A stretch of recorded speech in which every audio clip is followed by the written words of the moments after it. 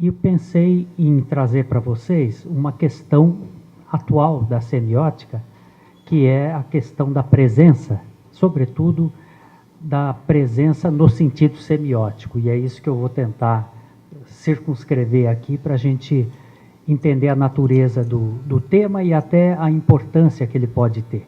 A semiótica considera a presença que eu digo do objeto de estudo, né? Do objeto que a gente toma como o nosso lugar concreto de aplicação, para não tomar justamente uma posição, tomar o ponto de vista de ontológico, ou como a gente diz às vezes, fenomenológico, né? A semiótica leva em conta sempre que por trás dessa relação com o objeto existem fases narrativas de junção sujeito-objeto, né? Então, o que nós temos como semiótica tradicional diz que um sujeito em disjunção com o objeto é um sujeito virtual. Ele já tem o desejo, mas ele não sabe aonde colocar o desejo, né? Então ainda não tem o objeto para dar direção à sua empreitada, à sua narrativa. Quando ele encontra esse objeto, significa que ele já não está mais no estágio virtual, ele está no estágio atual, ele está se atualizando, porque ele já sabe qual é o objeto e só falta encontrá-lo de fato. O encontro fatal com o objeto, digamos assim, é a realização. Então, essas são as três fases originais de Greimas, tipicamente greimasiana, que o sujeito ele é real, ele é virtual quando ele está em disjunção com o objeto, absolutamente, mas já tem o desejo, já tem o querer. Quando ele se atualiza, significa que ele já conduz aquele desejo para um objeto específico, mas ainda não tem. Então a gente diz que ele está em fase de não disjunção. Quem lembra do quadrado semiótico, né? Então ele saiu de um estágio extremo de disjunção e passa para não disjunção, porque ele já sabe qual é o objeto que ele vai atingir, mas ainda não tem. Então ele está se atualizando. Numa última fase, é a fase que de fato ele encontra o objeto, é quando ele é festejado, ele é, não é, sancionado, como se diz na semiótica, positivamente, porque encontrou o objeto. Então ele é um sujeito realizado. Essa é a visão da semiótica, justamente sob o parâmetro da junção, justamente porque parte da disjunção e chega até a conjunção. Então, o parâmetro que está sendo tomado como referência é a junção. Essas três fases perduraram muito tempo na semiótica como as únicas. Faltava fechar o quadrado semiótico, que exatamente indicaria, ficou faltando nesse quadrado a fase da não conjunção. Quer dizer, depois que o sujeito atingiu o objeto, o que acontece com ele? Ele não vai ficar o tempo todo comemorando a junção com o objeto. Claro que dali a pouco ele sente falta de outra coisa e outro valor passa a ser o seu objeto, e é assim que a gente vive, né? Quem ganha um prêmio, por exemplo, digamos, uma Copa do Mundo, então você tem até a imagem do capitão levantando a taça. Sim, ele levantou a taça, ganhou, realizou, mas ele tem que sair dessa posição, tá certo? Ele não vai passar os próximos 4 anos levantando a taça. Quer dizer, dali a alguma semana ele já baixou o braço, já está com outras preocupações, já vai jogar no seu time, já vai... Quer dizer, imediatamente aquela situação de plenitude de conjunção desaparece. Aliás, todas as nossas situações de plenitude duram pouco, né? A felicidade dura pouco. Inclusive, nós temos isso como uma espécie de slogan, né? Nós não temos muito tempo a felicidade ou a sensação de plenitude, de conjunção, Isso faz parte da vida. Logo, o objeto passa a ser outra coisa. Mesmo quando o objeto é permanente, digamos, alguém tem um filho, né? Queria muito filho, nasceu filho. Então, a princípio, é um objeto permanente. Mas aquela vibração do encontro e da plenitude já se ameniza um pouquinho depois.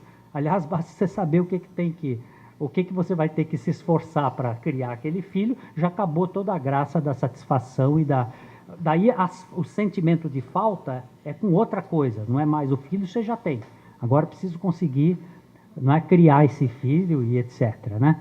Então, esse tipo de oscilação na semiótica é muito importante, mas não tinha um nome ainda para essa não conjunção. Não conjunção é quando atenua aquela fase de euforia pelo encontro com o objeto. Mais recentemente, não é tão recentemente assim, mas nos últimos 10 anos, né, introduziu-se o termo potencialização.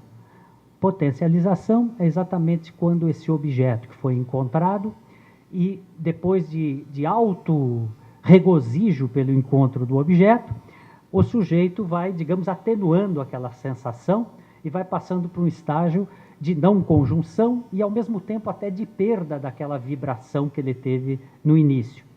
É justamente a respeito desse momento da potencialização que eu queria falar com vocês. Primeiro, eu voltaria ali nos nossos 3 estágios, virtualização, atualização e realização, e mostrando que a semiótica, aos poucos, foi percebendo que há diferenças de plenitude de realização. Realização, então, é sempre a conjunção final com o objeto. Mas que essa conjunção final tem, digamos assim, acentuação diferente. Quer dizer, tem objetos que a minha narrativa consegue com uma certa facilidade e que o encontro do objeto não é tão poderoso assim na minha vida. Por exemplo, digamos que eu estou precisando anotar alguma coisa, que eu faço assim, por favor, você podia passar aquele lápis para mim, por exemplo? Bom, a pessoa vai lá, passa o lápis, eu consigo o lápis e escrevo. Tá certo que foi uma conquista, mas não é uma conquista que vai marcar a minha vida para sempre, tá certo? Quer dizer, é uma conquista narrativa, é uma conjunção com o objeto, eu consegui o lápis, mas faz parte das narrativas que eu desenvolvo todo dia. E nem lembro mais delas. É interessante isso porque eu diria que é um encontro átono. É um encontro átono. Quer dizer, isso não me marca, não tem grande importância na minha vida, mas eu consegui obter o lápis, né? E se vocês desdobrarem isso para as infinidades de narrativas que a gente tem por dia, eu tenho que dar aula daqui a pouco. Então eu pego meu carro, vou para lá, enfrento uma série de problemas no trânsito, paro em sinal, não é? Às vezes tem problema, tem que xingar alguém no caminho, quer dizer, uma série de intervenções que atrasam a minha chegada, de repente eu chego lá no momento e dou aula, né? Quer dizer, é uma narrativa. Provavelmente, se você faz isso todo dia, você nunca mais vai lembrar daquela aula que você deu, daquele esforço para chegar no local. Mas são pequenas narrativas que fazem o nosso ser também, colaboram na feição do nosso ser, né? Então, essas pequenas narrativas, elas têm um desfecho que nós chamaríamos de átono, sem grande acentuação. Eu tinha falado há pouco de uma experiência, por exemplo, do nascimento de um filho, que provavelmente vai ter um aspecto tônico muito maior do que você pegar um lápis ali no final da mesa. Essa tonicidade é muito mais marcante para depois, quando você for reintroduzir esse fenômeno na sua experiência, a partir da potencialização, né? Evidentemente, o nascimento de um filho, ou do ponto de vista mais social, a vitória de uma Copa do Mundo, por exemplo, para pegar a metáfora do futebol, aquilo é marcante para a história do futebol do país, aquilo vai ser lembrado para sempre e tal. Então, existem realizações átonas, existem realizações tônicas, que acabam afetando o ator. O ator, vocês sabem, na semiótica, se assemelha um pouco ao que nós chamamos ou conhecemos como personagem. Personagem já é alguma coisa investido semanticamente, né? é diferente você dizer o sujeito, que não é o ator, é o actante, né? E você dizer o Ronaldinho. Ronaldinho é o ator, tá certo? Quer dizer, então, o ator, agora estou dizendo o ator já investido, né? Ele tem um percurso na vida que é justamente marcado por coisas que alimentam a identidade dele, mas, segundo alguns autores, ele já traz em si elementos de alteridade. Alteridade significa do outro dentro dele, né? O sujeito sempre é e não é ao mesmo tempo. Tem até um esqueminha interessante para a gente pensar isso. Esse esquema foi escrito pelo Edivar Lopes, que é um dos linguistas importantes aí da nossa tradição de linguística aqui do Brasil. Que ele dizia assim: o ator, enquanto ser, né, pelo princípio da identidade, ele é um pouco do que ele foi no passado e ele é um embrião do que ele será no futuro. Por isso que ele confirma que existe identidade. Ou seja, ele percebe que ele é ele mesmo. Todo mundo que está no momento agora tem um pouco do que foi ontem, anteontem e nos anos anteriores, e é, de certa forma, o embrião do que virá à frente. Então, digamos, isso é o princípio da identidade temporalizado, que o princípio da identidade é muito conhecido no estruturalismo, né? Aquele elemento comum a dois, por exemplo, pera, maçã, o elemento comum, fruta. Então, esse é o elemento de identidade, né? E a pera e a maçã são diferentes entre si. Essa é a noção de diferença e identidade. Mas quando você temporaliza essa noção, é o sujeito ser o que ele foi no passado e ser um embrião do que será no futuro, é a identidade correndo na história. É a identidade andando no tempo. Só que todos nós e todos os atores também não são mais o que foram no passado. Quando a gente diz que, não, eu pensava de uma forma antigamente, hoje já não penso mais assim, quer dizer, você não é mais quem você foi no passado também. Esse é o lado do não ser que nós trazemos dentro da gente, segundo o Edivar Lopes, né? Eu não sou mais quem eu fui no passado e também não sou completamente o que eu serei no futuro. Portanto, nós temos também uma alteridade dentro da gente. É como se o princípio da identidade e da alteridade estivesse caminhando temporalmente. Isso é muito interessante em música, porque em música, quando você recorta um acorde qualquer no meio da música, a música tem um pouco do que ela foi antes e tem um pouco do que ela terá no futuro. Ela não tem tudo que terá no futuro e também não tem tudo que já foi tocado anteriormente. Quando um instrumentista muito habilidoso entra no meio da música e começa a tocar imediatamente, é porque ele capta a identidade da música, ou seja, aquilo que ela já foi no passado e o que ela será no futuro. Ele nunca capta a alteridade. A alteridade ele não sabe no que vai dar. Tanto que daí ele precisa ensaiar mais vezes para aprender a música como um todo, daí ele capta a alteridade também, né? E conosco, do ponto de vista histórico, também acontece isso. Nós temos narrativas que alimentam a nossa identidade, aquilo que nós fomos no passado e o que seremos no futuro, e temos narrativas que tocam na questão do não eu, ou seja, aquilo que nós não fomos e aquilo que nós ainda não somos, seremos no futuro, né?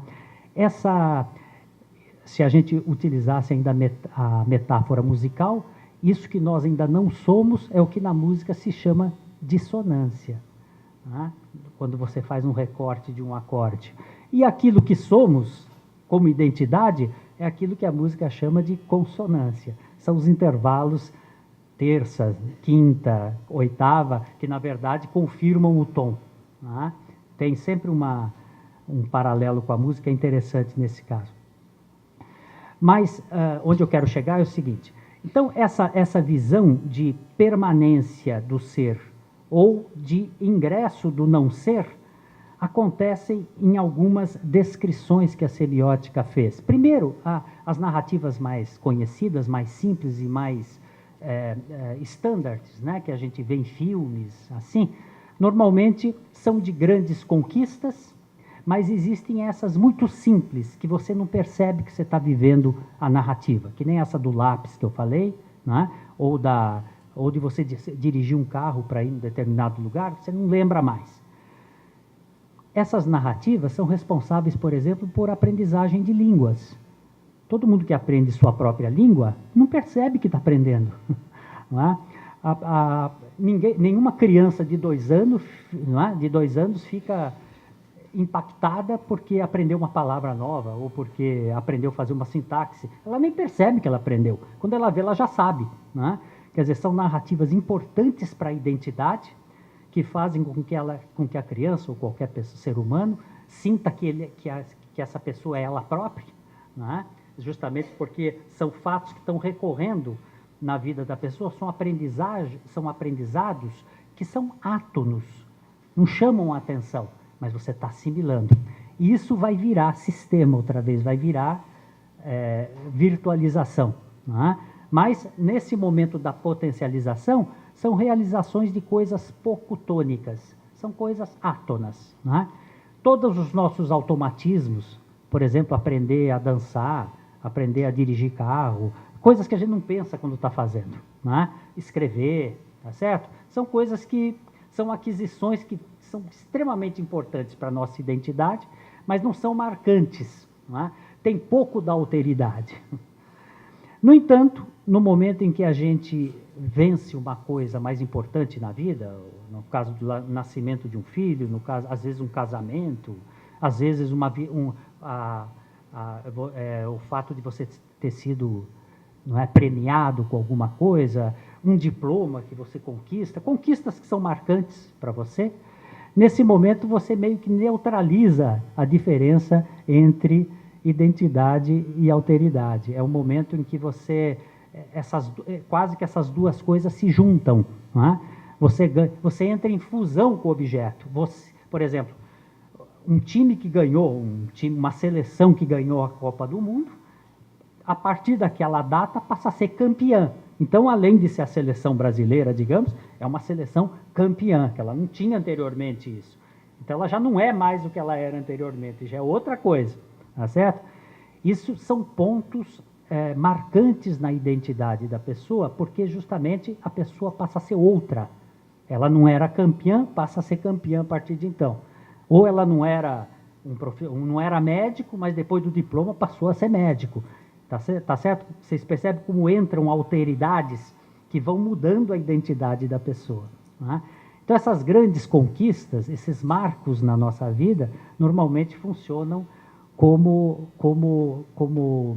realizações acentuadas que depois vão ser potencializadas na nossa memória. Potencialização é sempre depois que passou a realização. Então, vai ser memorizada como elemento tônico na nossa experiência. Elemento tônico significa elemento marcante. É diferente dos elementos átonos que fazem a nossa identidade, mas não são pontos marcantes. Não houve transformações, entendeu? As transformações são a partir de fatos marcantes na nossa existência. Mas a semiótica também, a partir de um livrinho especial do Greimas, que é o De l'imperfection, sobre a imperfeição, trouxe um outro tipo de situação narrativa, que depois passou a ser chamada de acontecimento extraordinário. Ou seja, você não está se preparando para aquela narrativa, você não está esperando aquele objeto e ele surge na sua frente. Né? Isso é interessante, eu tenho até um exemplo que eu tirei de um livro do Haroldo de Campos, que se chama O Arco-Íris Branco. Esse livro começa assim, eu vou ler aqui, é um parágrafozinho só, que mostra bem o que é essa situação de o objeto aparecer, irromper, não é? À frente do sujeito, e o sujeito não estava atrás dele. É exatamente nesse livrinho, começa com um relato de uma história de Goethe, do escritor Goethe, alemão, que no fim, já entrado em anos, né, ele resolve visitar a terra natal, que era Frankfurt, né, e faz uma viagem e acontece esse fato extraordinário no meio da viagem que muda um pouco a perspectiva dele. É isso que eu vou ler para vocês. Diz assim o texto, é o começo desse livro, O Arco-Íris Branco, do Haroldo de Campos. Então ele conta a seguinte história. Em 25 de julho de 1814, o velho Goethe, a caminho de uma estação de repouso, decide-se a revisitar sua terra natal, Frankfurt. Assim que empreende a viagem à querida região renana, do rio Reno, né, que o viu nascer, ele entrevê, nas brumas da manhã, um arco-íris branco. À vista desse raro fenômeno meteorológico, quer dizer, um arco-íris sem raios coloridos, tudo branco, né, o poeta naturalista se sentiu rejuvenescer, interpretando-o como presságio de uma nova puberdade. Ele tinha 65 anos, tá certo? Uma nova puberdade. A visão daquilo foi tão impactante para ele que, na verdade, a visita à terra natal passou a ser de menos ali. Então, a narrativa esperada, a semiótica da espera, a narrativa esperada, que é virtualização, atualização e realização, era rever a terra natal. Essa era a narrativa da espera. Provavelmente ele ia ver a terra, ia ver familiares, ia ver amigos, ia ver as mudanças. Isso tudo ele estava esperando. O que ele não estava esperando era a intervenção de um arco-íris branco que lhe trouxe todo esse conteúdo que mudou a vida dele. Não é? Mudou a vida dele no sentido até de recomeçar a vida outra vez. Tá certo? Bom, então isso é exatamente o que o Greimas analisa no De l'Imperfection. São histórias desse tipo menos boas. Essa aqui eu acho melhor. Mas as do Greimas já são muito batidas. Eu até me canso um pouco de recontar aquilo. Todo mundo já conhece. Mas a impressão que dá é exatamente a mesma. Em que alguma coisa pode intervir na história do sujeito e mudar completamente sua visão de mundo. Esse é um tipo de narrativa interessante em que o objeto ganha muito mais expressão, muito mais força do que o sujeito. O sujeito não domina a sua trajetória, ele é abatido pelo objeto. O objeto chega e rouba a cena. Não tá certo? Então, esse é um outro tipo de narrativa, extremamente tônica também, e é a narrativa onde mais a gente tem o sentido do outro, a alteridade. O objeto é um outro que surge ali e vem modificar o eu, vem modificar o sujeito, vem modificar a identidade. Então são essas três, sobretudo essas três esferas de narrativas que eu queria comentar com vocês, que acabam definindo o teor ou a intensidade da presença. Recordando, a primeira é aquela narrativa cuja a realização final, a plenitude, o encontro do objeto, é átono completamente. É importante para a sua formação e para a sua identidade, mas você não percebe aquilo como um marco.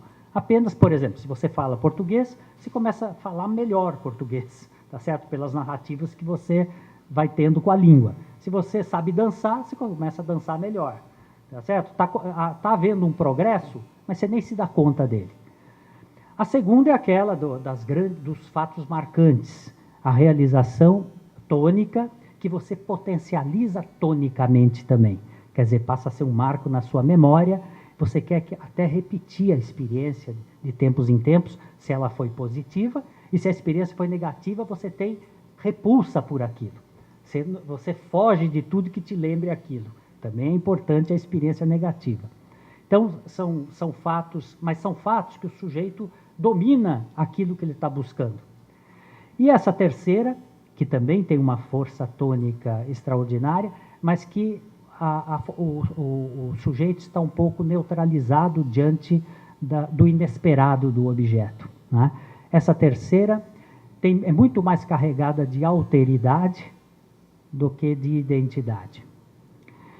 Isso é interessante no sentido que pode despertar uma série de pesquisas entre essas três faixas de plenitude, de conjunção, que acaba redundando nas potencializações. As potencializações, vocês percebem que a própria palavra potencialização tem um lado que é átono e tem um lado que é tônico. Potencialização átona é quando a gente diz que uma coisa ficou na cabeça do sujeito de forma latente, inativo, potencial. Ele é muito hábil nisso, mas ele nunca ativa essa habilidade dele. Ele tem isso potencialmente, mas não aparece. Então, essa é a potencialização átona, que é típico dessas práticas que eu falei para vocês. E a própria palavra potencialização significa também algo intenso, que quando vem com força. Daí a potência. Não, esse carro aqui é mais potente que aquele. Quer dizer, quando você acelera, ele vai com muito mais intensidade. Então, esse é o lado tônico da potencialização. E é interessante que nós temos potencializações tônicas e potencializações átonas que vão fazendo tanto a nossa identidade quanto a nossa incorporação da alteridade. E a gente progride por causa das incorporações das alteridades. Isso tudo leva, concluindo, né, a pensar que as presenças têm densidade própria. Existe presença que tem alta densidade. Por exemplo, essas em que você conquista coisas na vida marcantes e essas em que o objeto irrompe à sua frente com toda a sua força de significação. E existem densidades de presença baixas, né? que é importante para a formação da nossa identidade, mas ela não tem um caráter marcante de progresso perceptível. Quando você percebe, já progrediu, não é? Mas você não percebe que aquilo foi um marco para mudar a sua condição. Não é? Tá certo? Então, é justamente a densidade de presença que é um fato novo na semiótica tensiva de hoje. A própria palavra densidade significa que é o encontro de uma concentração, de uma coisa altamente concentrada, portanto de alta densidade, com algo que tem impacto no sujeito, portanto de alta intensidade. Isso é uma coisa que a semiótica não fazia anteriormente, só dizia que havia conjunção no final de uma busca narrativa. Só conjunção é muito pouco, porque você tem coisas que você busca e que mudam sua vida. E tem coisas que você busca também e que não tem a mínima importância em termos de marco de transformação, né? Isso está sendo um objeto muito importante na presença considerada de um ponto de vista tensivo. Então, o tema foi densidade de presença, baixa ou alta. Obrigado.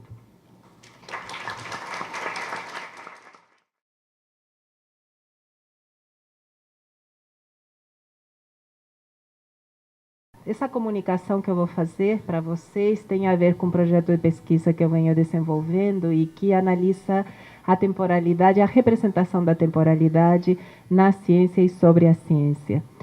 Já tenho apresentado em outras ocasiões alguns resultados parciais dessa pesquisa e o que eu vou apresentar hoje a vocês é eu não diria um avanço, é um achado para mim, não é que seja um achado para a ciência, um achado para meu percurso de pesquisa em relação a esse corpus, né, que tem a ver com a relação dessas representações da temporalidade da ciência e sobre a ciência que eu tenho encontrado no corpus e os efeitos que essas representações produzem sobre a função autor, né? Então, eu vou falar um pouquinho para vocês sobre a função autor, sobre o nome de autor, e como são afetadas esses modos, né, de se subjetivar na escrita acadêmica nas condições de produção atuais. Então, uma primeira versão desse texto, e vocês vão ver por que eu estou datando e falando, né, que houve uma primeira versão desse texto, já faz alguns anos, eu estava considerando de que modo as práticas de escrita acadêmica, sua circulação e sua avaliação institucional se davam em sua relação com a produção, reprodução e transformação de conhecimento e, sobretudo, que relação isso tem com a constituição de subjetividades nessa prática de escrita.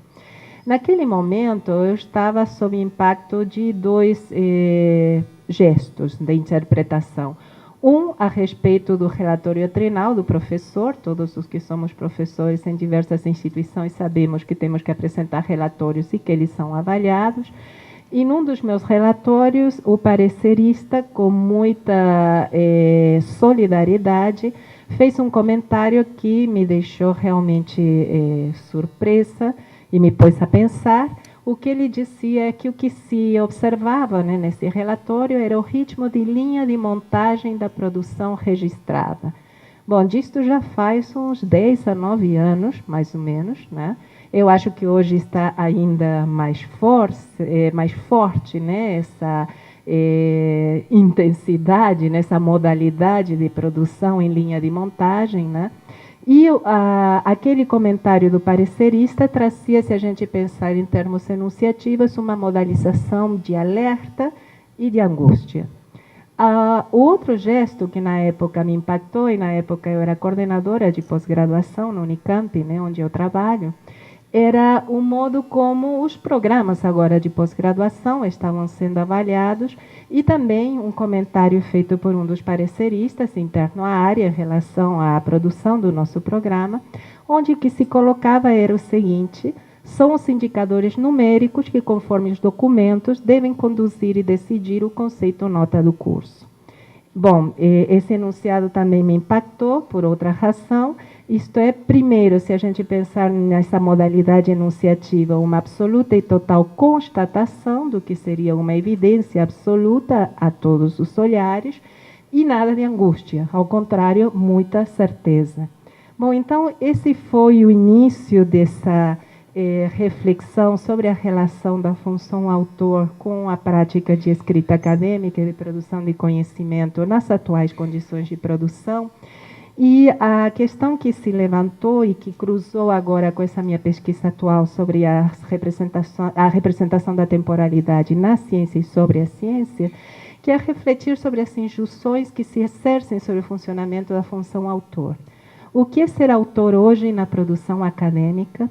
Quais as predicações que definem o modo de preenchimento dessa função por indivíduos no funcionamento atual da universidade? Para retomar um pouco a noção de função autor, é uma noção cara à análise do discurso, no trabalho com os processos de significação e a sua determinação histórica e ideológica, na relação da autoria com a produção do texto e do sentido, né? E que foi definida inicialmente por Michel Foucault e redefinida dentro do quadro Análise do Discurso por Henri Orlandi e outros autores, como Solange Gallo e vários outros que têm retomado essa questão. O que traz essa noção de função autor é, tirando da singularidade de um indivíduo, né, que produz uma escrita, é pensar uma posição, uma função que pode ser preenchida por diversos indivíduos e cujo funcionamento da subjetividade projeta diversos agenciamentos de linguagem na prática de enunciação dos sujeitos, e essa projeção tem a ver com as coerções sociais que regulam o dizer e, mais especificamente, o escrever para uma sociedade em um momento histórico dado. Então, temos diversas funções autor, né, em diversos momentos da história. Tem uma relação também não exclusiva com os gêneros, né, de discurso nos quais ela se dá, mas principalmente, isto é fundamental para a análise do discurso, com a posição sujeito, isto é, com a posição ideologicamente marcada a partir da qual se preenche essa função autor numa prática de escrita.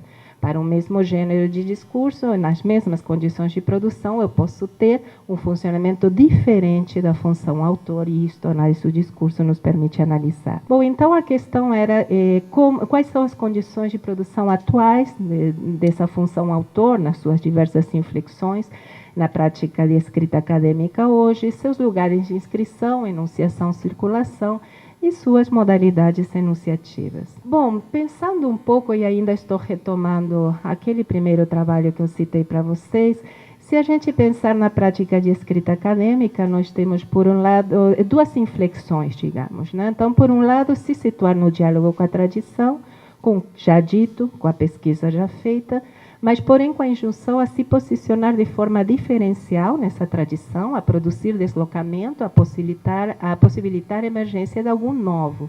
Uma orientação do funcionamento da função autor para a criatividade, para a novidade e para a singularidade. Por outro lado, nós temos uma inflexão dessa função autor, né, em que produzir ciência se iguala a constituir e sustentar um nome de autor. E aqui eu entro com uma outra noção da análise do discurso, né? A orientação da função autor para a produtividade. dois investimentos da subjetividade neste sentido, né? Quando essa função autor é declinada pelos sentidos da produtividade científica. No individual, o pesquisador é reduzido à quantidade do que produz, materializado nos indexadores. Como consequência, temos uma padronização. Todos os números, digamos, se contam de 1 a 1. Né? Não interessa o que isso seja, a não ser que o indexador mude, no indexador 1 para o indexador 2, como a gente já conhece. No coletivo, a institucionalização e disciplinarização dos saberes, sua estabilização e os instrumentos de avaliação que acabam se colocando como fim em si mesmos, em lugar de como um meio para pensar ou interpretar essa prática de escritura. Bom, disto que eu gostaria de retomar essa relação entre função autor e nome de autor, que é o que está me levando a pensar agora, como vocês vão ver, que há entre essas duas formas de se constituir na prática de escrita acadêmica uma sobreposição e uma redução de uma a serviço da outra. O que é o nome de autor? O nome de autor foi definido por Michel Pechet como um princípio de agrupamento. Não coincide com o indivíduo empírico, é um modo de reconhecer um conjunto numa dispersão, então, numa dispersão de textos, no tempo, no espaço. Um nome de autor vai dar a isto uma certa coerência e consistência como obra de o nome de autor ali. Então, portanto, é um princípio de agrupamento, um princípio de reconhecimento, sustentado por um nome para o qual, isto Michel Foucault coloca claramente, se reconheceria uma certa posição de inicial, de fundador, ou de abrir a uma nova possibilidade discursiva na prática de escrita. O que eu vou tentar pensar com vocês agora, então, é essa relação entre função-autor, né, naquelas duas inflexões que eu já falei, da produtividade e da originalidade e novidade constante, em relação com o nome de autor. Bom, como que eu vou tentar fazer isso? Na análise do discurso, a gente sempre trabalha sobre corpos, né? Então, a nossa teoria é uma prática de análise a partir da qual a gente reflete. E, no meu caso, em lugar de analisar diretamente a função autor ou o nome de autor na prática de escrita de determinados cientistas, o que eu escolhi por trabalhar é como textos que dizem sobre a produção de conhecimento acadêmico hoje colocam explicitamente ou permitem interpretar a partir dos seus enunciados, né, o que se passa atualmente com essa função autor e com esse nome autor.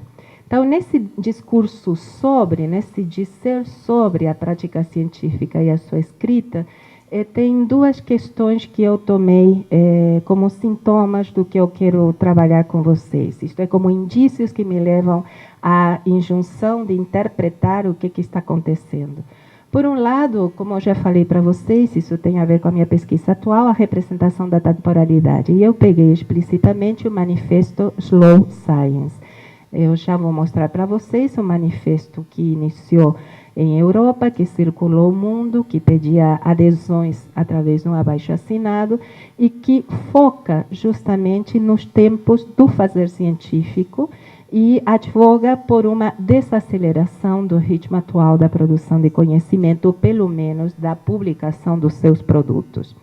Por outro lado, e quase contemporaneamente com a aparição desse manifesto Slow Science, no contexto brasileiro, nós vimos aparecer os manuais de boas práticas científicas, tanto no CNPq quanto na FAPESP, isto é, as nossas agências. A FAPESP é a Fundação de Pesquisa de São Paulo, o CNPq é nacional, mas nas agências que financiam o fazer científico da comunidade, né, acadêmica. E é nesses manuais de boas práticas científicas que estabelecem limites e sanções a questão da autoria, da coautoria, do que no manual de boas práticas científicas do CNPq, como a gente vai ver, é denominado de autoplágio. Do plágio, da autocitação e da citação combinada ganham destaque e foco. Então, são essas duas questões que eu vou olhar. Por um lado, o manifesto que circula o mundo pedindo adesões, E, por um outro lado, os manuais de boas práticas científicas que estabelecem uma regulação ética sobretudo da escrita, né? Porque o que mais focam, entre outras coisas, é justamente como é que se faz essa divulgação entre pares e para o leigo. Bom, falando um pouquinho então do manifesto Slow Science, ele se iniciou por um grupo berlinês, em Berlim. Foi quase contemporâneo, né? Começou a circular em 2010 com outra declaração de autoria de um antropólogo francês. Então, na Alemanha surgiu dentro do campo das neurociências, na França surgiu dentro do campo da antropologia e passou a circular no mundo, né? O que é que esse abaixo-assinado digital diz, né? Aqui eu trouxe para vocês um recorte, né, do texto traduzido. A ciência precisa de tempo para pensar. A ciência precisa de tempo para ler e tempo para fracassar. Durante séculos, slow science foi praticamente a única ciência concebível. Para nós, ela merece ser recuperada e protegida. A sociedade deve dar aos cientistas o tempo de que eles necessitam e os cientistas precisam ter calma. E como uma espécie de slogan final, esse manifesto, vocês têm o seguinte enunciado: tenham paciência conosco enquanto pensamos. Então, nesse manifesto se coloca desse modo, né, o que seria uma crítica ao fazer científico atual e a sua escrita, e o que seria uma reivindicação de um fazer diferente, né, diferenciado. E aqui vocês têm um pouco as referências, né? Então, em 2010, na Alemanha, e nos próprios textos do manifesto reconhecem alguns antecedentes publicados em revistas de alta circulação, né, como The Scientist e Nature.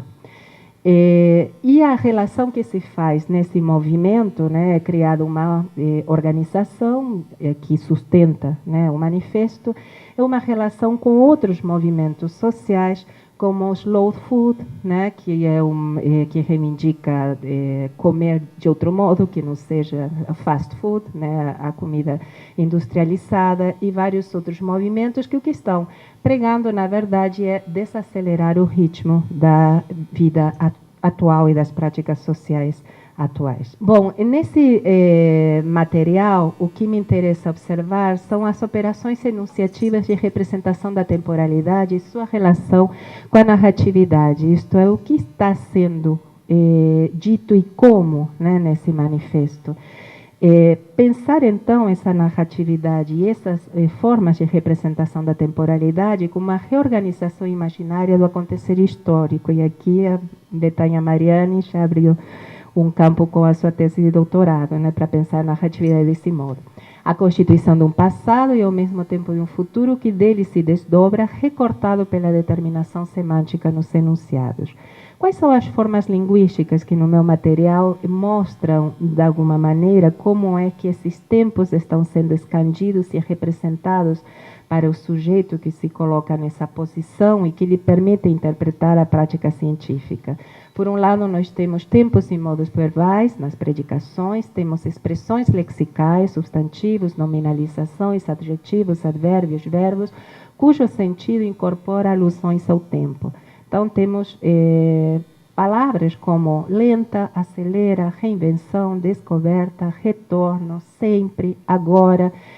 Todos os textos que compõem o meu corpus, não é unicamente o manifesto, mas vários textos que surgiram a partir desse momento, todos eles tematizam a questão da temporalidade e, ao representá-la, fazem uma relação entre o que é passado, o que é futuro, e uma avaliação do que seria esse passado e esse futuro. E a gente vai ver que a contradição ideológica se coloca justamente ali.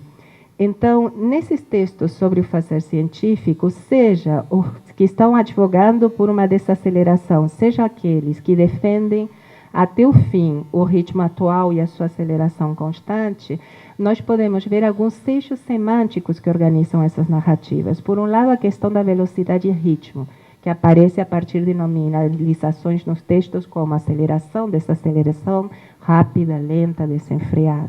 a direcionalidade, né? Se esse fazer se mostra como avanço, como retorno, como olhar para frente, como olhar para trás, como passado, como futuro, progresso ou retrocesso. A aspectualidade, né? Então, se esse fazer se representa como uma ruptura, como uma reinvenção, como uma continuidade, sempre, né? Manutenção permanente. Novidade, né? O modo de dizer o novo, inovação, novo e a ruptura com o que é velho, com o que é tradição. E o que é mais interessante para a minha pesquisa é que esses diversos eixos se repartem, se distribuem diferencialmente entre o campo das ciências humanas e o campo das ciências naturais. Aqui são citações ainda do abaixo assinado, o manifesto. Dentro e ao redor de nossas instituições, a pressão social promove a cultura do imediatismo e do urgente. Com produções em tempo real, os projetos vão e vêm em um compasso cada vez mais rápido. Como resultado dessa corrida frenética rumo à adaptação, a questão do conhecimento fundamental a ser passado adiante, conhecimento que, por definição, não se altera, não está mais na agenda dos cientistas. O que importa é estar em sintonia com os tempos e, especialmente, mudar constantemente para manter a máquina em funcionamento. Essas são citações do abaixo assinado. Bom, então o que nós vemos é que, a partir desse movimento slow science, nós temos um dizer sobre a ciência que produz uma interpretação do fazer científico atual, pelo menos o hegemônico, em termos de produção de conhecimento na lógica de mercado. Isto é, todos esses sentidos, né, que vão definir o que seria produzir, né, bens para o mercado, que a sua constante novidade, a sua renovação constante, não pode durar muito, o tempo real da produção, a produção sob demanda, né, tudo isto passa a significar também a produção da escrita científica. E o que é interessante, então, nós passamos a avaliar esse fazer científico a partir desses sentidos de mercado, mas como produto em si mesmo, então, quantos papers, né, e com que prazo, né, na sua publicação, do que propriamente com o que eles representam, isto é, o resultado de uma pesquisa ou o desenvolvimento de uma reflexão. O que eu trago aqui é a citação de outros dos textos com os quais eu trabalhei no meu corpus, que faz uma comparação desse modo, né, de produção de conhecimento científico com o modo de produção de hambúrguer do McDonald's, né, e que vai falar da McDonaldização da produção de conhecimento e das Mac-universidades, né. A citação está em inglês, mas o que está sendo colocado é que os consumidores, né, estão, de alguma maneira, mal acostumados a entregas rápidas e a uma disponibilidade ótima, né? E, aunque isto foi construído historicamente com objetivos completamente diferentes, esses pré-requisitos e condições passaram a significar a produção de conhecimento na academia e parece tê-los abraçado completamente, né? Então, aqui nós temos um serviço, né, de McDonald's de práticas de entrega, né? Comida rápida, ciência rápida, rápida e suja, né?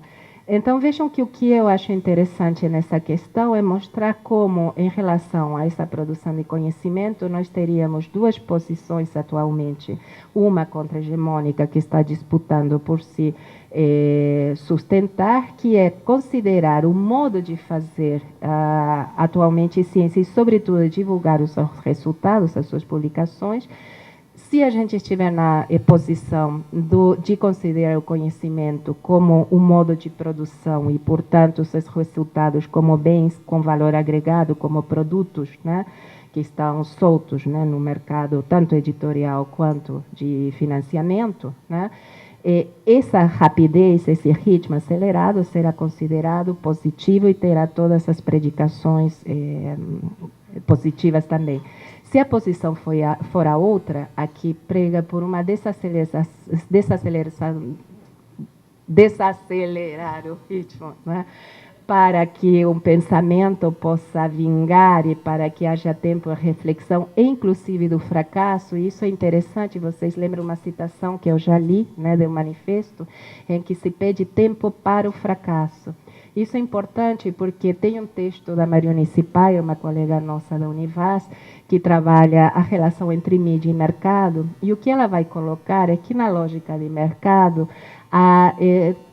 todos os sentidos de sucesso são os que configuram o ideal, digamos, ao qual se tende o modelo de prática social, sucesso em tudo, né? E pensar o contrário, isto é, pensar que uma prática pode levar ao erro, ao fracasso, e que isto faz parte, isto é, que o fracasso não é para ser descartado, mas ao contrário, não é para ser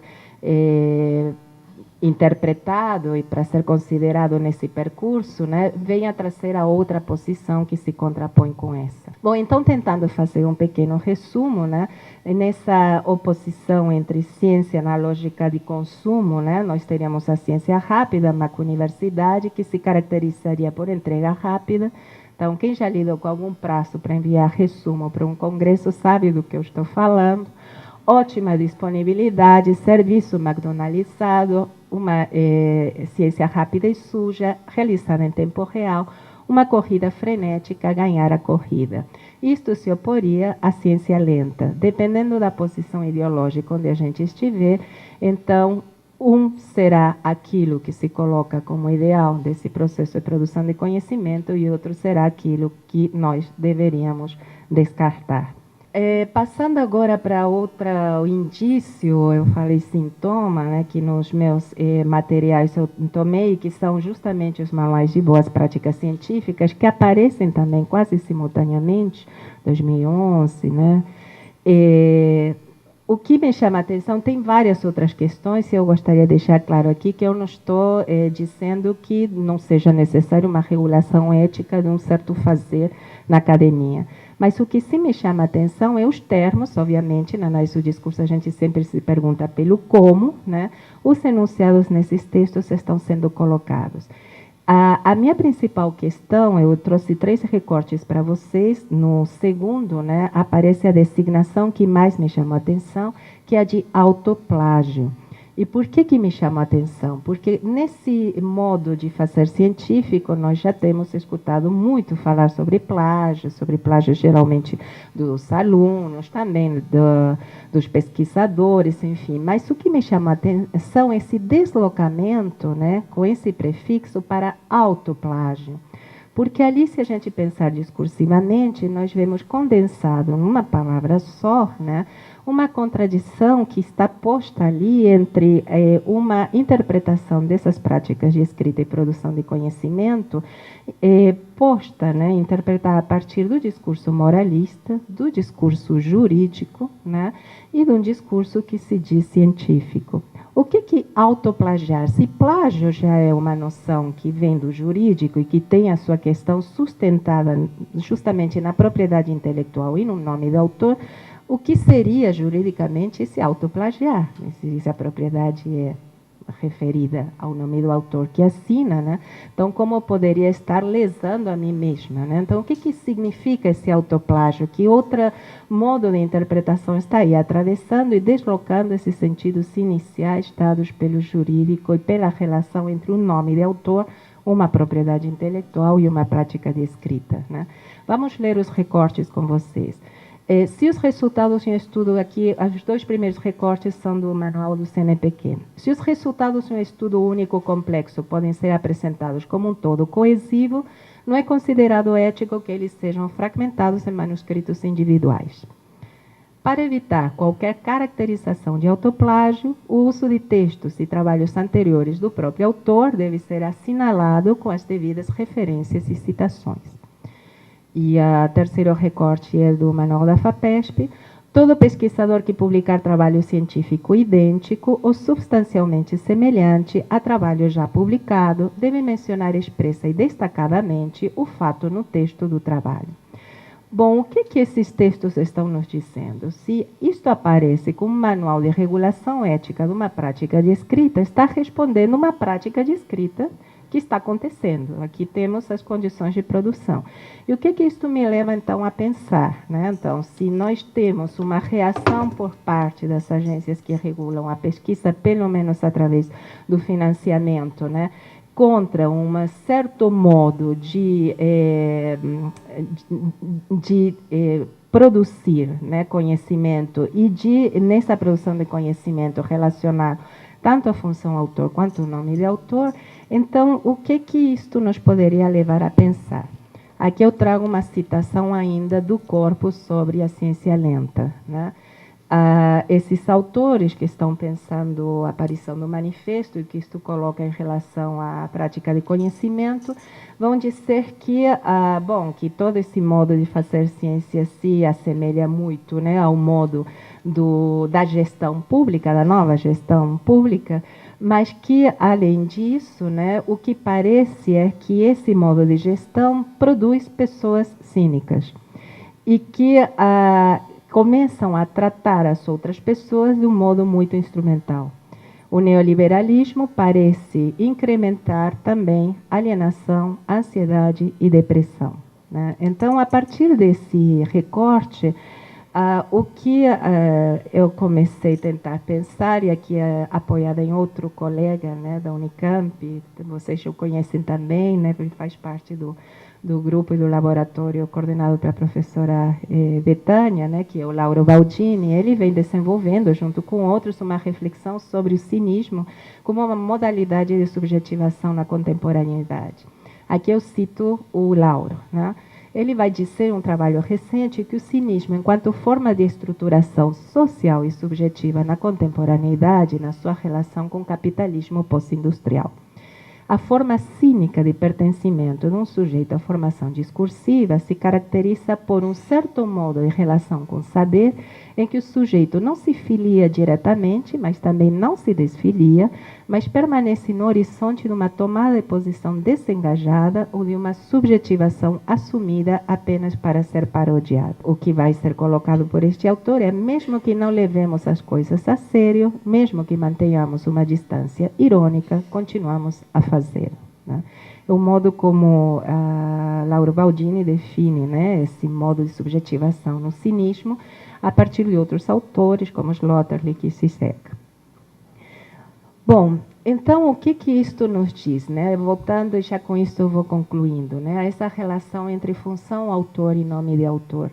O que inicialmente eu venho interpretando é que, nas condições atuais de produção da escrita acadêmica, pelo menos, né, na importância que se dá a indexadores e fatores de impacto, né, o que nós temos seria uma redução da função de autor ao nome de autor. Isto é, esse fazer científico trabalha no sentido de produzir e sustentar o nome de autor, que é finalmente o que se avalia quantitativamente, que se avalia qualitativamente, não no conteúdo daqueles textos que levam esse nome de autor como assinatura, mas na qualidade dos veículos de divulgação nos quais esse nome de autor vai circular. Recentemente, nessa semana, surgiu uma denúncia sobre 4 periódicos brasileiros que teriam fraudado o sistema de citações para ter um fator de impacto mais alto, que alguém descobriu e vão ser punidos, né?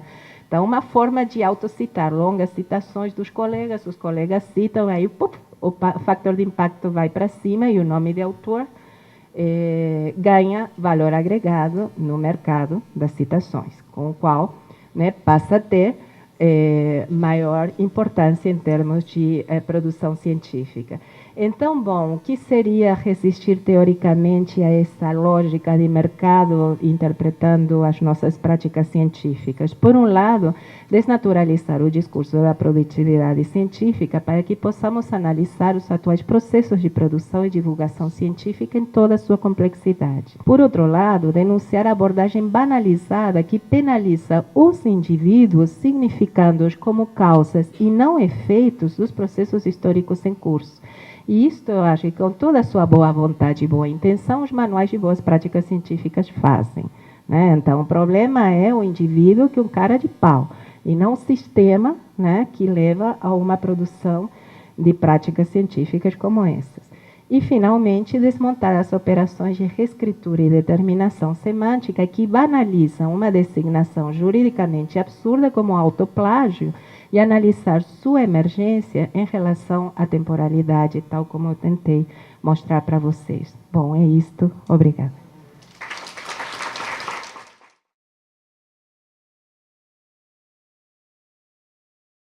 Eu fiz uma proposta de tema que é realmente muito genérico, né? Como vocês estão vendo.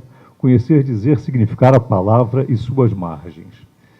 E vou começar essa apreciação citando uma reflexão do Rousseau, Jean-Jacques Rousseau, que é bastante conhecida e que eu acho realmente que vem muito a calhar, né, para essa nossa reflexão aqui.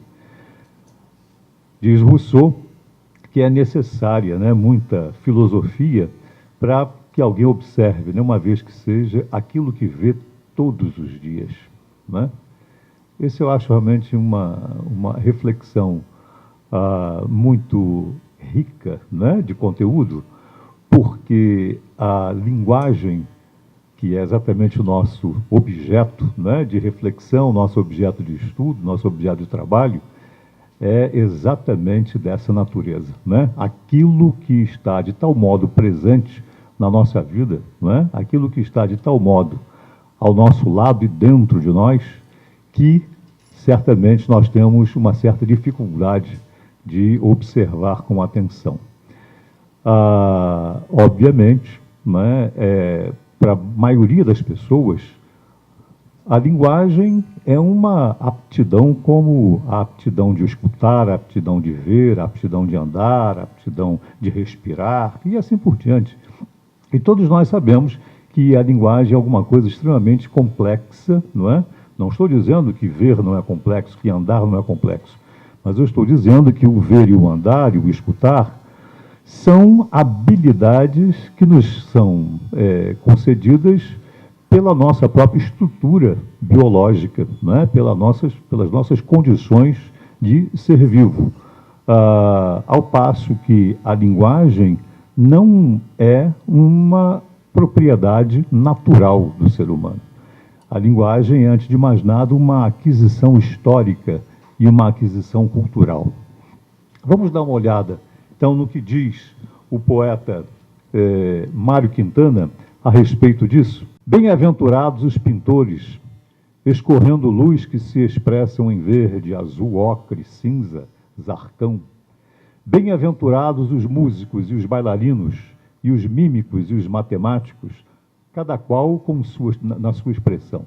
Só o poeta é que tem de lidar com a ingrata linguagem alheia, a impura linguagem dos homens. Então, Mário Quintana, de certo modo, ecoa, né, essa sensação de que a linguagem é alguma coisa trivial, alguma coisa banal, alguma coisa que está tão desgastada, não é, pela sua condição de algo que está presente na vida de todo mundo, que passa a ser realmente um problema para o poeta. E não é por acaso que o poeta é exatamente aquele que vive o tempo todo lidando com a linguagem como, na verdade, uma espécie de rival, né? Alguma coisa que ele tem que vencer, alguma coisa que ele tem que superar.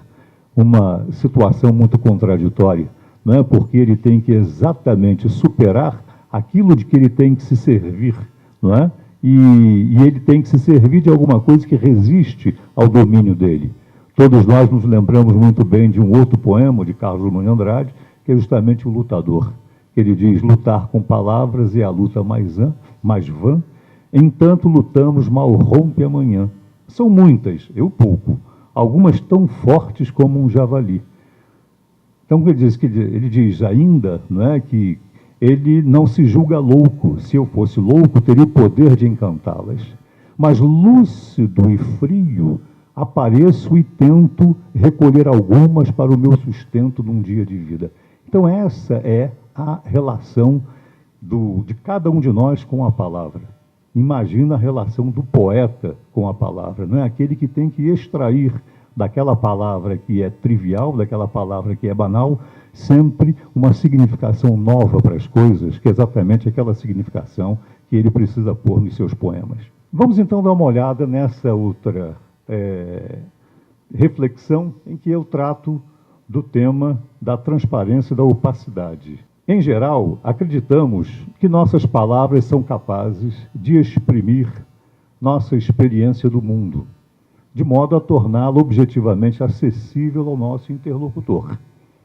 Frases do tipo, me diz o que você está sentindo, ou eu já disse tudo o que sei, reforçam essa crença. Vou evitar esse aspecto mais abstrato da relação entre palavras e ideias e vou me ocupar de algo mais concreto, a verbalização das experiências sensoriais.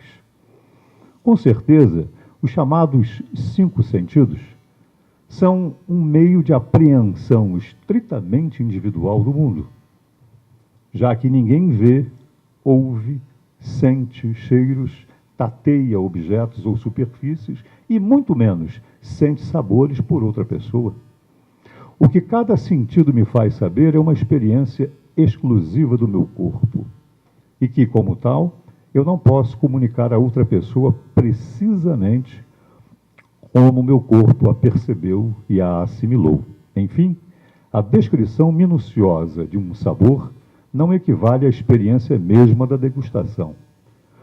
O relato detalhado da participação harmoniosa dos instrumentos na execução de uma sinfonia não substitui sua audição. A palavra é um simulacro, uma imagem que toma o lugar da experiência individual. Ora, se não podemos comunicar nossas experiências sensoriais com a precisão com que elas são percebidas e apreendidas, então as palavras são enganosas e as línguas, ferramentas imperfeitas. Em termos, isso é a mais pura verdade. E temos que nos contentar com esse fato, simplesmente por ser inevitável.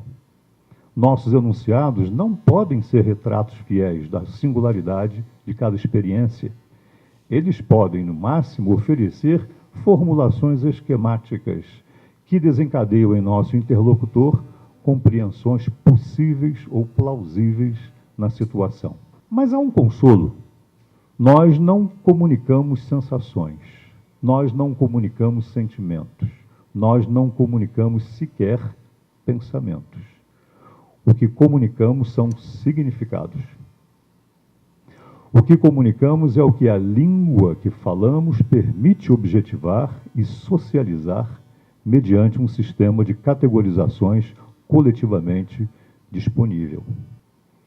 A linguagem não retrata o mundo simplesmente porque o mundo expresso pela linguagem não é um mundo de seres e objetos, mas um mundo de significados.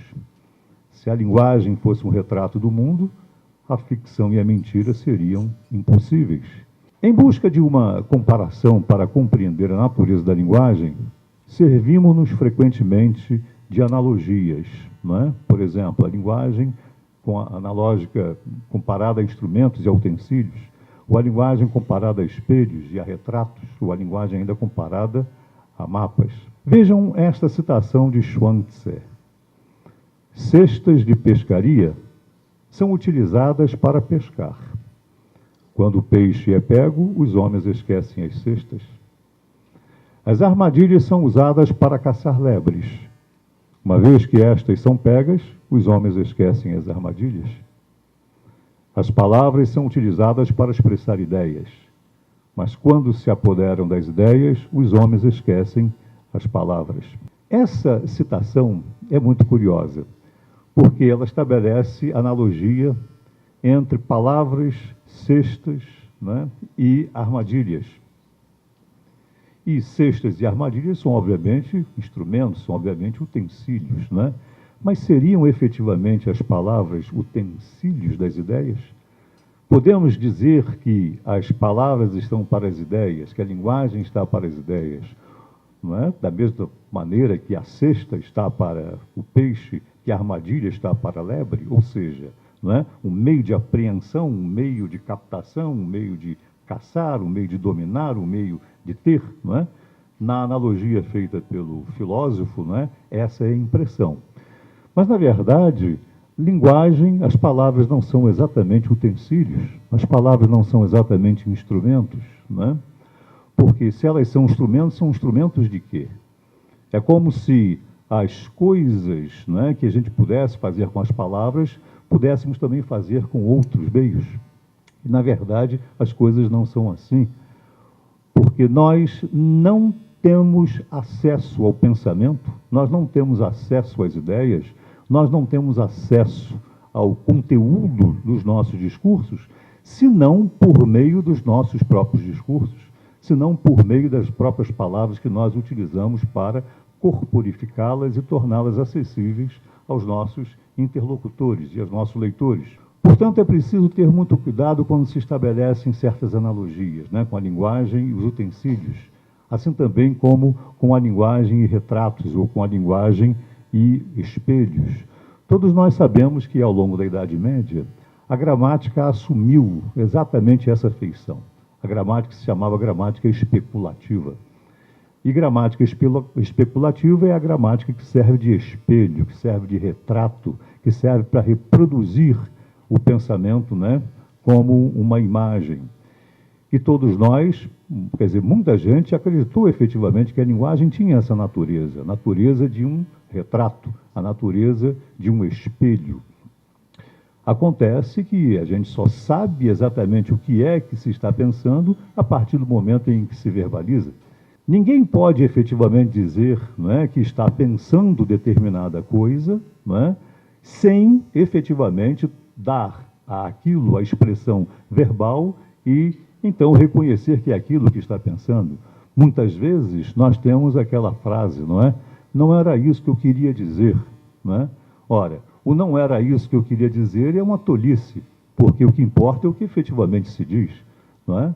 Claro, o não era isso que eu queria dizer apenas, não é, acrescenta ao discurso, não é, à situação comunicativa, algum pedido de desculpas, não é? E espera que o outro compreenda isso, aceite isso como um pedido de desculpas e mude a sua maneira de ver aquilo que já acabou de ouvir, não é? Outra analogia que também é costume se fazer é com a linguagem e os mapas. Essa analogia entre linguagem e mapas, né, mais ou menos a que a gente pode perceber no seguinte texto de Otto Jespersen, né, o grande linguista dinamarquês. Escreveu Jespersen: por toda parte, a realidade oferece-nos somente dados concretos. Você vê uma maçã determinada, vermelha em uma banda e amarelada na outra, de dimensões, forma e peso precisos, madura em grau também determinado, em dado ambiente sob certas condições de luz, em um momento definido de um dia particular, etc. Como a linguagem é totalmente incapaz de retratar cada objeto com a individualidade que o caracteriza e distingue em sua existência material, somos obrigados, em nome da comunicação, a ignorar muitas dessas características particulares e concretas. O vocábulo maçã não apenas nomeia a mesma maçã em outras circunstâncias, em outra ocasião e outras condições de luz, mas aplica-se a muitos outros objetos análogos, que convém englobar sob a mesma designação, ou teríamos de dispor de uma quantidade infinita de denominações distintas, e seríamos levados a inventar nomes particulares para objetos novos a cada momento do dia. A realidade muda incessantemente à nossa volta e dentro de nós. Para lidar com ela, criamos no pensamento, ou mais precisamente na linguagem, certos pontos mais ou menos fixos, de valor médio. A realidade nunca se apresenta a nós como um objeto médio, ao contrário da linguagem. Ao invés de denotar um objeto real, uma palavra como maçã representa a média de um grande número de objetos que têm certamente algo, mas não tudo, em comum. Em outras palavras, se queremos comunicar nossas impressões e ideias sobre o mundo, temos necessidade de denominações abstratas para conceitos agrupados em classes. O termo maçã é uma abstração quando comparado a uma maçã individual ao alcance dos nossos sentidos. E o mesmo se dá em um nível mais alto com fruta, ou com palavras como vermelho e amarelo, e assim por diante. A linguagem move-se em toda parte por meio de palavras de sentido abstrato. O grau de abstração, por sua vez, varia ao infinito. É uma passagem da filosofia da gramática do Otto Jespersen. Bom, então, note que quando nós propusemos, né, essa reflexão sobre conhecer, dizer, significar, nós estávamos pensando exatamente, não é, em como é essa relação que se dá entre a palavra, não é, e o que nós fazemos por meio dela, não é, que é, por exemplo, comunicar significados. Como é que se dá essa relação? Essa relação, quer dizer, muitos linguistas, não é, disseram que é uma relação arbitrária, outros disseram que a relação não é exatamente arbitrária, que é uma relação icônica, não é, que é uma relação de interdependência, uma relação necessária, como disse Emile Benveniste, não é? E sabemos desde Platão que se discute essa questão, não é? No Crátilo se discutiu se era uma relação convencional ou se era uma relação natural. Por que eu estou insistindo nesse ponto? O meu ponto de vista aqui, o lugar de que eu estou falando, é exatamente o lugar do professor de língua, e especialmente de língua materna, não é? Ou seja, do professor de português. Ouvi os colegas com quem aprendi tanto, não é? Um semioticista, não é? Um analista de discurso, abordando as questões da linguagem do ponto de vista das suas áreas de especialidade. E o meu lugar é exatamente o do professor de língua. É essa a questão que eu quero exatamente, que eu estou trazendo aqui, sobre a qual eu quero refletir, né? Quero compartilhar com vocês algumas reflexões. Então, eu vou fazer uma proposta, né, de uma sistematização dessas relações entre a linguagem e o conhecimento, né, entendendo que conhecimento, não estou me propondo aqui definir o que seja conhecimento, não haveria necessidade, não é, de fazer essa proposta, e até porque qualquer definição que a gente apresentasse, né, seria uma definição extremamente superficial. Mas nós podemos pensar, não é, de forma muito ampla em 4 amplas maneiras ou 4 amplos domínios, não é, dessa relação entre a linguagem e o nosso conhecimento. Que eu estou dizendo, estou identificando da seguinte maneira: que existem formas de apreensão do conhecimento como sistemas estabilizados de categorias. A isso nós estamos chamando de senso comum, ou de religião e mitologia, não é?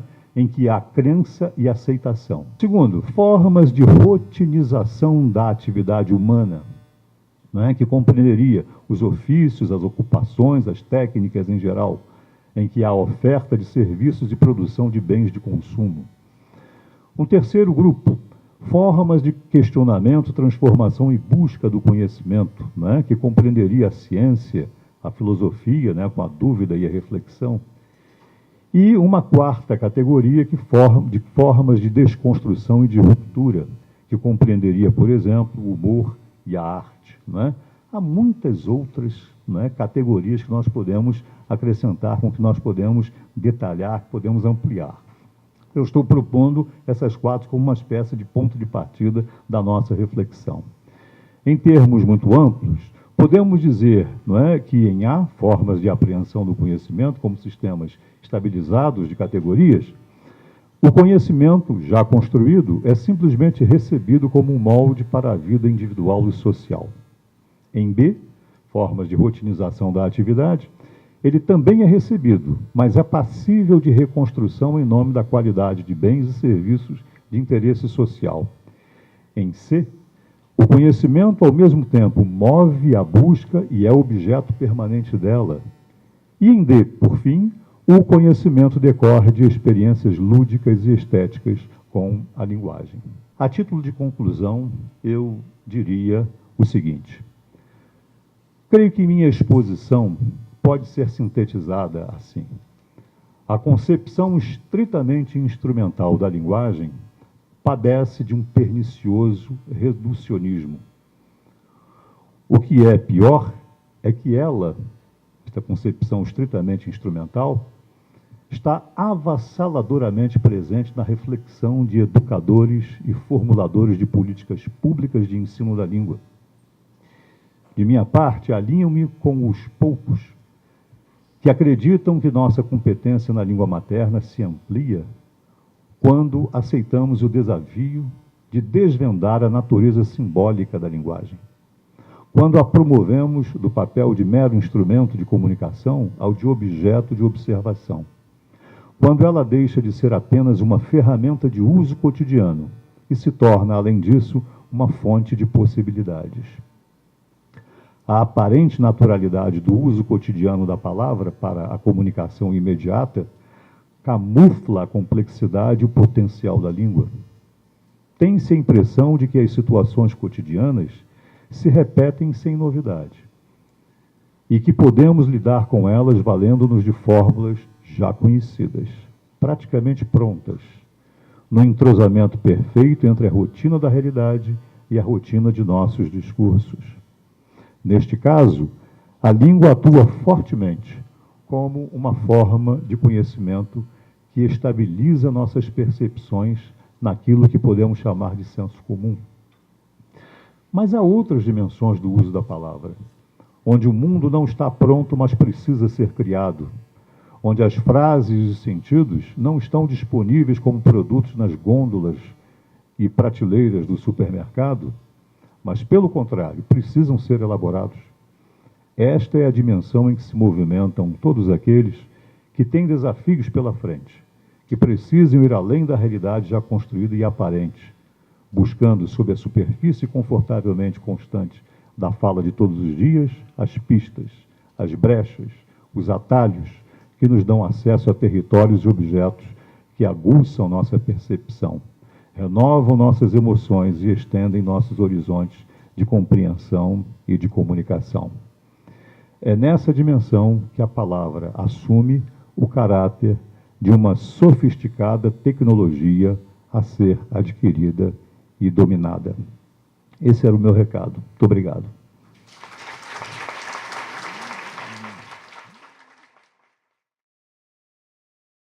Não é nem uma pergunta, é só uma frase que me veio ouvindo esse último texto, não é? Se os meios predeterminam o sentido, não se pode mais dizer, como Descartes, que a língua é o que permite dizer sempre coisas novas com os mesmos recursos. A língua perde sua função, enfim, a capacidade de inovar, que eu acho que é a ciência, né? É verdade que nós aprendemos, né, ouvimos muito dizer com o surgimento e desenvolvimento da gramática gerativa, né, que a linguagem não repete, né? Quer dizer, a gente não se repete, a gente está sempre dizendo alguma coisa nova. Bom, eu acho que nós estamos sempre em situações novas, estamos falando de uma novidade, porque o mundo está em permanente mudança. Mas o que acontece, na verdade, é que a gente sempre apreende, percebe, né, as repetições, percebe aquilo que, de certa maneira, se estabiliza, né, e constitui aquilo que o Tati chamou de identidade, né, o que permanece através do tempo. Nem tudo é alteridade. A alteridade acaba, né, na verdade, sendo subtraída e superada, digamos assim, pela identidade nesses casos. A gente vê que o discurso, o que é o discurso cotidiano, né?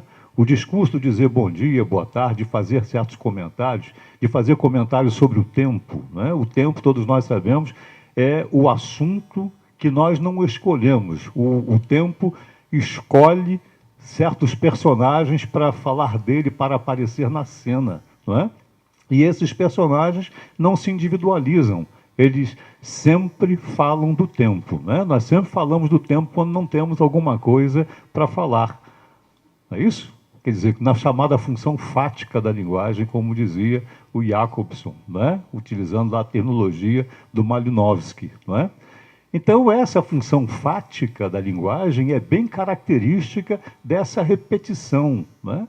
Característica do evitar a novidade. Então, me parece que é preciso que a gente trabalhe dialeticamente e reconheça que existe na maior parte dos casos, repetição, né? A novidade, o acréscimo, a ruptura é que é, na verdade, a exceção, no meu entendimento. Como que a semiótica trabalha, por exemplo, narrativas como aquele Memórias de um Doente dos Nervos, do Schreber, né? Fartamente analisada, por exemplo, pelo Freud, né? Em que você tem um autor cuja experiência humana é de outra ordem, né? Porque é da ordem, enfim, de uma psicose, da loucura, né? Que é diferente, por exemplo, do Joyce, né? Quando escreve Ulisses, né? Que também tem lá, né, uma questão, enfim, complexa do ponto de vista da psicanálise, né, e cujo livro publicado também foi fartamente analisado, né, no caso, mais pelo Lacan até do que pelo Freud. Então, assim, eu fiquei me perguntando como tratar semioticamente, né, essas narrativas que não são feitas por sujeitos como nós, né, para voltar a esse nós, né. Mônica, eu fiquei muito impressionada com essa história do autoplágio, porque eu fico sempre achando assim, a loucura desses órgãos de fomento, como que eles vão criando critérios, subcritérios e mais critérios, e como que os cientistas vão correndo atrás para se adequar àquilo, né? E aí inventam outro, aí ele inventa mais um jeito de avaliar para você, que ele percebe que o cara entendeu qual era o critério, então ele vai mudando, né? Então fica uma loucura, é da ordem da loucura. E autoplágio, para mim, é da ordem da loucura ao quadrado, porque vamos combinar que plágio, né? A gente, no meio acadêmico, a gente sabe o que é plágio, né? E a gente ensina os nossos alunos, não pode, não pega da internet, não copia, tem que pôr aspas. Mas a gente sabe também, né? E aí eu acho que a mesa, né, não só você, mas todos os colegas podem falar, que tem uma discussão muito sofisticada, né, com relação à linguagem. Nós falamos com as palavras dos outros, né? E aí tem aquele livro maravilhoso, Ladrão de Palavras, eu não lembro agora o nome do autor, se alguém... Oi? Do Steiner, exatamente, né? Ladrão de Palavras, em que ele vai justamente, né, tematizar os plágios, né? Vai tematizar a questão também do que não assina, né? Da carta anônima, né? Enfim, que ele vai mostrar que a relação com a linguagem é de outra ordem, né? Então, eu acho que é de uma ordem de uma redução, né? Então, se você pudesse falar, porque, inclusive, na lei vem autoplágio pode. Você pode citar a si mesmo, desde que... Aí vem a ressalva, né? Que é o funcionamento do discurso jurídico mesmo, né? Somos todos cidadãos, desde que, né, a gente não faça uma série de coisas, né? E com o Zé Carlos, né, também é uma honra, né, tê-lo aqui. E aí você trouxe, no final da sua fala, já trazendo essa questão do ensino, né, e eu acho que tem a ver também com a questão da Mônica, que é a posição da resistência, né? Eu acho que a Mônica fecha o trabalho dela falando justamente da posição da resistência do pesquisador, né? E você, da posição de resistência desse professor de língua, né? E uma língua não se reduz a um exemplo de gramática, né? É muito mais do que isso, né? Então, se vocês pudessem também falar um pouco mais sobre essa questão da resistência nos objetos que vocês desenvolveram, enfim, é isso. Bom, pelo que eu entendi da sua questão, há uma certa diferença entre o que a gente monta como modelo de análise e os objetos concretos, né? E normalmente a semiótica atualmente não tenta dar conta só dos textos, seja textos escritos ou textos gravados ou textos concretos, mas também do que se chama práticas significantes. Práticas significantes são essas práticas de todos os dias que tudo significa para a gente. Então, na verdade, quando o analista está analisando um objeto qualquer, ele está construindo o objeto simultaneamente. Na medida em que ele vai destacando o que ele está analisando, ele está formando o objeto. E aquilo serve para aquilo que ele está analisando. O que a semiótica tenta fazer é situar um certo grau de generalidade em que você tem um ponto de partida. Por exemplo, todos os fatos narrativos têm algum grau de narrativa.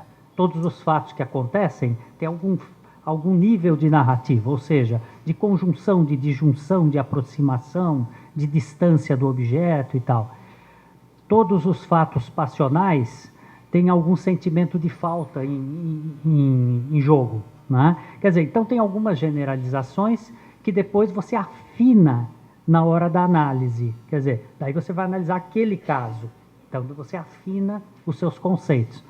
Então, nesse caso aí, eu dei alguns exemplos assim, gerais que ocorrem no nosso cotidiano e, evidentemente, a partir de uma análise, digamos que seja uma obra literária, eu vou afinar isso que eu disse para fazer aplicação naquela obra.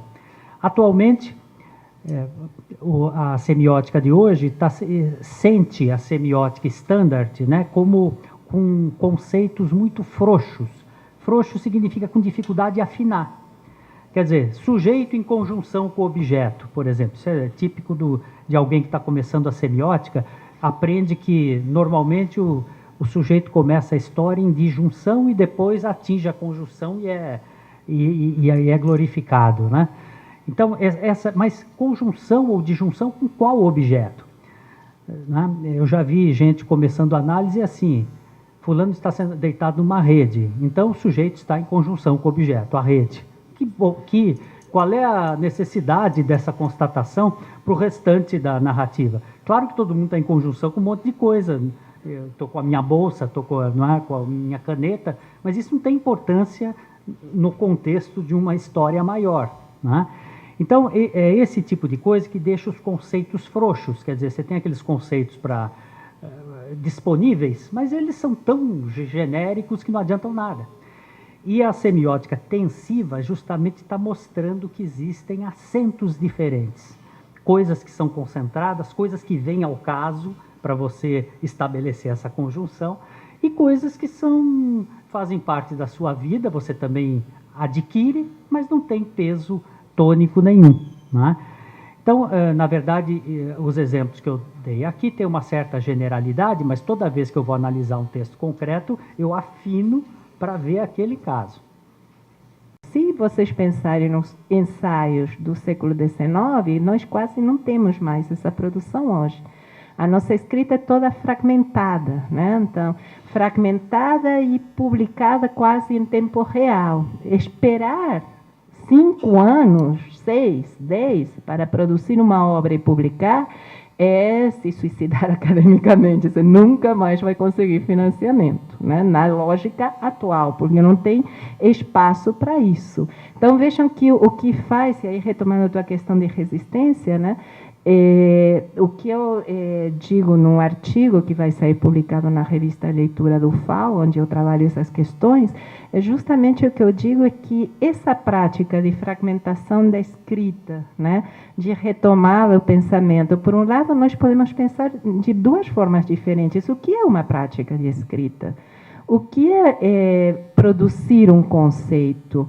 O que é praticar uma interpretação, né? Isto não se dá linearmente, pontualmente, e os seus produtos não são discretos, como embalar sabonete, né?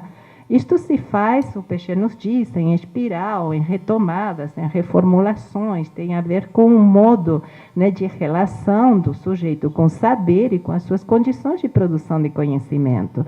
Bom, o que essa lógica de mercado para a produção de conhecimento nos faz pensar é que nós produzimos sabonetes teóricos, isto é, todos eles recortadinhos, embaladinhos, unitários, saem em ritmo acelerado, né? E sem essa necessidade de reformulação, é linear. É por isso aquela metáfora da linha de montagem que eu citei no início da minha exposição.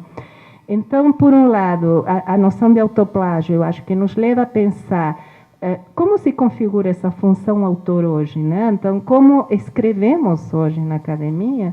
E, por outro lado, que posição subjetiva estamos sendo empurrados a ocupar e como podemos resistir nela? No meu texto, o que eu colocava é que esse processo de subjetivação no cinismo, fragmentar, publicar várias vezes, rapidamente, né, em todos os congressos, enfim, no qual o sujeito alienado encontra um gesto possível de resistência para não sucumbir. Então, em lugar de deixar logo em seguida sair interpretando de um modo moral ou de um falso juridismo, né, porque finalmente, se vamos saber o que é um autoplágio em termos jurídicos, por que não pensar nessas relações da produção de um sujeito com uma prática de escrita? Então, um sujeito que está pressionado, sem tempo para nada, né, nessa alienação do seu próprio trabalho de reflexão, né, angustiado, como eu disse antes, bom, o que lhe dá como espaço possível de resistência uma prática desse modo. Só para dizer para vocês, nesse caso dos 4 periódicos brasileiros, né, que foram flagrados autocitando, né, e fazendo levantar o fator de impacto, né, das suas publicações, quando foi questionado um dos editores desses periódicos, o que ele diz simplesmente foi: fomos forçados pela lógica dos periódicos para que o nosso pudesse continuar existindo. Então, vejam que eu acho que é uma reflexão muito longa, da qual a designação autoplágio é simplesmente a pontinha do iceberg. E aí a riqueza de uma teoria como análise do discurso. Você pega a pontinha do iceberg e começa a analisar e encontra o Titanic lá embaixo. E nós juntos, né? Bom, vocês estão vendo, né, que nós temos aqui uns temas muito ricos, né? A gente poderia ter aqui uma mesa só sobre esse tema do plágio, né? Se nós considerarmos, por exemplo, no final da Idade Média, né, quer dizer, no Renascimento, o plágio era absolutamente comum, né? E alguns autores eram celebrados pela capacidade que eles tinham, né, de reescrever determinadas obras, não é? Quer dizer, isso era absolutamente comum. Há um outro aspecto que eu acho interessante, né, que é o conflito, né, entre a criação e a comercialização, não é? Quer dizer, quando você põe uma obra que é uma grande novidade no mercado, a comercialidade dela, não é? Ou a comerciabilidade dela é mínima, não é? Quer dizer, há essas coisas, né? A obra que tem muita novidade, muita informação e que não é absorvida, não é assimilada, não é? Há esse aspecto também. Se nós pegarmos, por exemplo, nós temos uma produção fantástica, né, de gramáticas pedagógicas, gramáticas didáticas, que são meras repetições, não é, de outras gramáticas. Há plágio ou não há nisso? Não é? Quer dizer, o sujeito pega lá, não, o modelinho é esse aqui, é só definir, é só exemplificar, e eu vendo, e vende muito, né? Como a gente sabe, o mercado está cheio disso aí. Bom, mas eu vou voltar à minha questão, você chamou atenção especialmente para o final da minha fala, não é? Eu acho que ali é um ponto ao qual a gente precisa voltar sempre, não é? Que é a maneira como, no ensino de língua, a gente tem conceituado esse objeto, não é? Quando se ensina a língua, o que efetivamente a gente está ensinando, não é? Isso significa, não é, que a gente tem que adotar um determinado ponto de vista, a gente tem, não é, que fazer um tipo de recorte. E eu gosto de enfatizar o seguinte: se pedirmos, não é, a quaisquer pessoas que definam o que é língua, eu tenho certeza de que 9 em cada 10 definições vão dizer que a língua é um meio de comunicação, que a língua é um instrumento de comunicação, que a língua não é uma ferramenta para as relações sociais, para a interação e assim por diante. Ora, quando a gente enfatiza o caráter instrumental, né, o caráter utensiliar, digamos assim, da linguagem, a gente está enfatizando, na verdade, a sua face mais externa, a sua face mais superficial, o seu lado, né, mais óbvio, mais evidente, que é exatamente o ser um meio, um instrumento. E eu me pergunto se essa caracterização da língua como um simples instrumento de comunicação faz justiça à língua e é benéfica à política de ensino, entende? Eu acho que não, né? Nós temos visto em documentos, né, que tratam de ensino, das políticas de ensino, temos visto em obras diversas tratando de ensino de língua, né, a seguinte afirmação: é preciso ensinar o estudante a usar a língua. É preciso enfatizar o aspecto prático, né, da utilização da língua. Não vamos descartar qualquer tipo de classificação, vamos descartar qualquer tipo de análise, vamos descartar qualquer tipo, né, de metalinguagem, de elaboração, de abordagem metalinguística do fato linguístico. O que importa é que o aluno aprenda a ler e escrever. Ora, eu tenho ouvido, tenho lido muitos textos com esse discurso, né, mas não tenho visto efetivamente nenhum progresso no ensino da língua, não é? Não tenho visto, até porque todos que têm dito e repetido isso aí não têm mostrado exatamente como é que se faz isso. Então, a minha preocupação é essa: será que quando nós enfatizamos, quando nós, né, privilegiamos esse lado instrumental ou funcional, no sentido precário de funcionamento, né, da linguagem, nós não estamos empobrecendo a nossa visão da linguagem? Nós não estamos empobrecendo a visão desse objeto, que é o objeto de ensino? Quando tratamos a língua apenas como uma habilidade de finalidade prática, nós estamos empobrecendo a linguagem, nós estamos empobrecendo esse objeto, não a linguagem, nós estamos empobrecendo a construção desse objeto como objeto do ensino. É necessário que a gente resgate, eu digo resgate porque eu acho que em outra época já se fez um pouco disso, né? Uma concepção de língua como um meio de construção, efetivamente, do conhecimento, como um meio de organização do conhecimento, não é? E não simplesmente como um meio de transmissão, como um meio de difusão, como um meio de comunicação dos conteúdos.